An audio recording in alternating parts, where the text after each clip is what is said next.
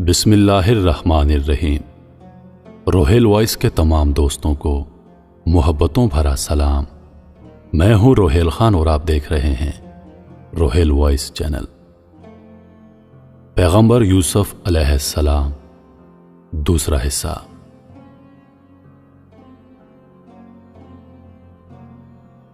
जब हजरत यूसुफ अलैहिस्सलाम के भाइयों ने उन्हें कुएं में डाल दिया तो हजरत यूसुफ अलैहिस्सलाम की कमीज जो कुएं में फेंकते वक्त निकाल ली थी, उसे बकरी का बच्चा ज़िबा करके खून से दागदार करके वालिद के आगे रोते हुए पेश कर दिया कि यूसुफ को भेड़िया खा गया है।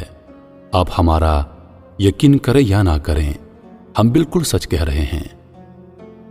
हजरत याकूब अलैहिस्सलाम ने फरमाया कि भेड़िया यूसुफ को चीर फाड़ कर खा गया, लेकिन यूसुफ की कमीज को कुछ नुकसान ना पहुंच सका।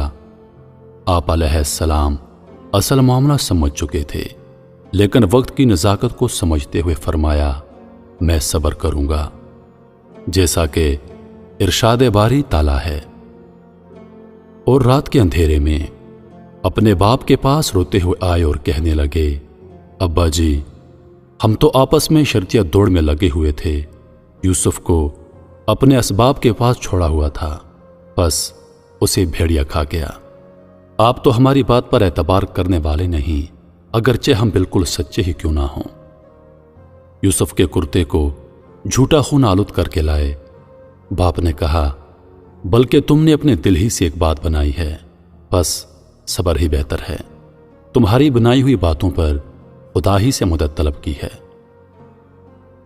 हजरत यूसुफ अलैहिस्सलाम पर भाइयों ने जबरदस्ती करके कुएं में डाल दिया और रात को बाप के पास सामने हमदर्दी जाहिर करने के लिए गमज़दा होकर आन पहुंचे और खून आलूद कुर्ता बतौर शहादत पेश किया। चोर का यह हाल होता है कि जब भी चोरी करता है कोई ना कोई गलती जरूर कर देता है। उनके भाइयों ने सब कुछ किया मगर कमीज फाड़ना भूल गए। हजरत याकूब अलैहिस्सलाम ने कुर्ता देखकर कहा, खुदा इस दुख को टाल दे, क्योंकि तुम मुहाल चीज पर मुझे यकीन दिला रहे हो। हजरत याकूब अलैहिस्सलाम ने भेड़िए के खाने का जिक्र इसलिए किया था कि कनान में भेड़िए बहुत थे। दूसरा, हजरत याकूब अलैहिस्सलाम ने एक ख्वाब देखा कि वो खुद किसी पहाड़ के ऊपर हैं और हजरत यूसुफ अलैहिस्सलाम पहाड़ के दामन में हैं। अचानक हजरत यूसुफ अलैहिस्सलाम को 10 भेड़ियों ने घेर लिया और उन पर हमला करना चाहा, मगर उनसे एक भेड़िए ने मुदाफियत करके बचा लिया। फिर हजरत यूसुफ अलैहिस्सलाम जमीन के अंदर छुप गए। इस ख्वाब के मानी साफ जाहिर हैं कि 10 भेड़िए उनके 10 भाई हैं जो उनके कत्ल का मंसूबा बना रहे थे, और एक ने छुड़वा दिया जिसका नाम लावी था।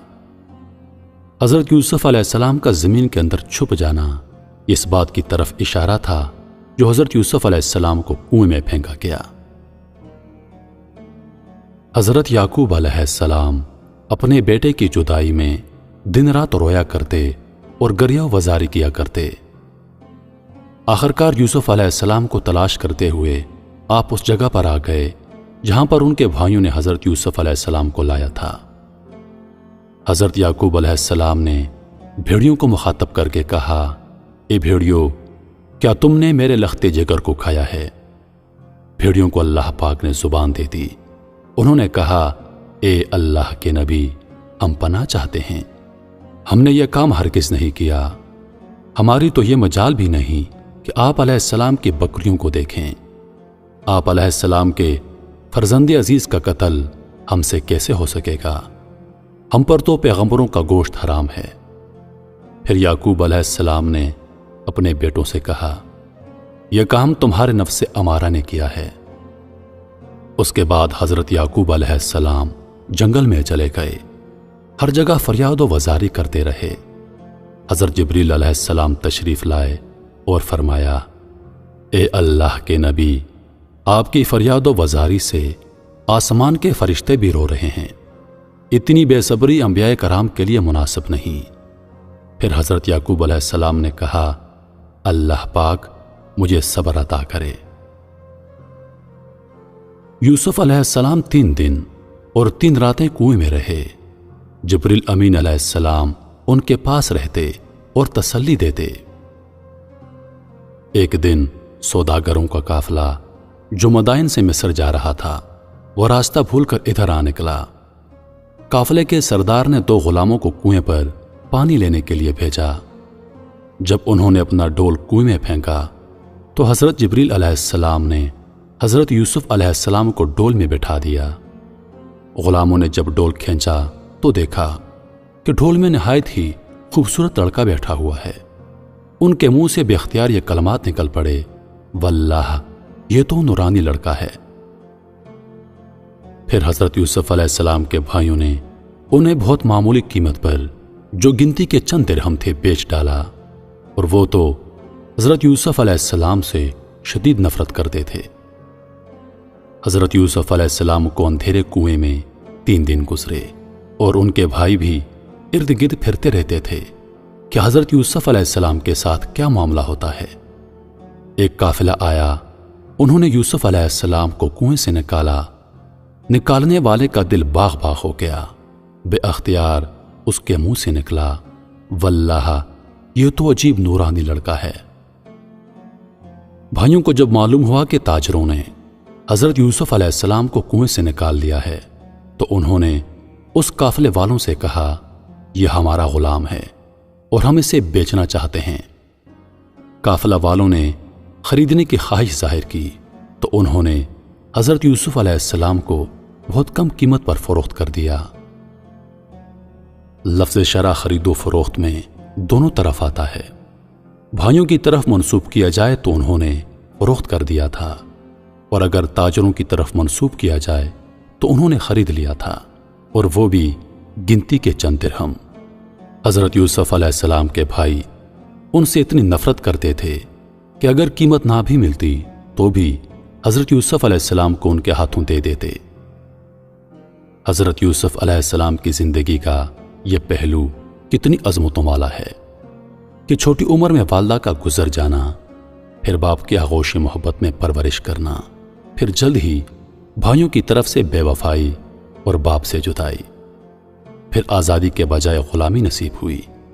ان تمام تکلیفوں کے باوجود نہ شور کیا، نہ واویلا پیٹا، بلکہ اپنی قسمت پر شاکر، مصائب پر صابر، خدا کے فیصلے پر راضی، اور اپنا سر اللہ پاک کے آگے جھکا دیا اور مصر کے بازار میں فروخت ہونے چلے گئے۔ حضرت یوسف علیہ السلام کے بھائیوں نے ایک جاسوس مقرر کیا ہوا تھا کہ جب کوئی اس کنویں سے حضرت یوسف علیہ السلام کو نکالے تو ہم کو خبر کر دینا۔ جاسوس نے یوسف علیہ السلام کی نکالنے کی خبر بھائیوں کو پہنچا دی۔ بھائیوں نے آ کر قافلے والوں سے گفتگو کی کہ یہ ہمارا غلام ہے اور چند دنوں سے بھاگا ہوا تھا، ہم اس کی تلاش میں پھر رہے تھے۔ سوداگروں نے کہا، معاذ اللہ، یہ غلام ہو نہیں سکتا، یہ لڑکا تو کان شرافت کا انمول موتی معلوم ہوتا ہے۔ وہ بولے، یہ ہمارا غلام ہے، خاندان پیغمبری میں تربیت پائی ہے، لیکن چند دنوں سے شیوہ بے وفائی اختیار کر کے بھاگ گیا تھا۔ حضرت یوسف علیہ السلام یہ باتیں سن رہے تھے، لیکن ڈر کے مارے دم نہ مارتے تھے۔ بھائیوں نے کہا، ہم اس غلام کو اس عیب کی وجہ سے فروخت کر رہے ہیں، اگر تم خریدنا چاہتے ہو تو ٹھیک، ورنہ ہمارے حوالے کر دو۔